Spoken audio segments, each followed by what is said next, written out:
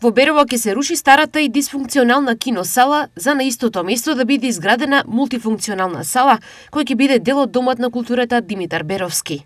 Денеска започнуваат активностите за рушење на постоечки објект киносала во Берово и почеток со изградба на првата мултифункционална сала во склоп на Дом на културата Димитар Беровски, кој ќе стане нов центар за културни, едукативни и забавни настани и на кој на многу од нас беровчани ќе ни ги врати убавите спомени кои сме ги поминале токму таму.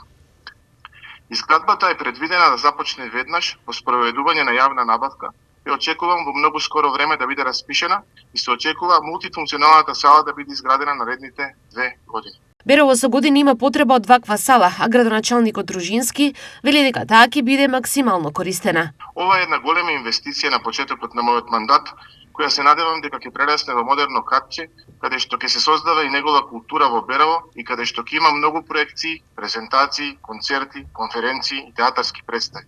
А во исто време ќе го поддржи и локалниот бизнис со организирање на семинари и конференции и ќе ја згоди туристичката понуда во градот. Новата сала ќе чини 115 милиони денари, а средствата се обезбедени преку вториот повик од владата за изградба на инфраструктурни проекти од областа на културата и туризмот.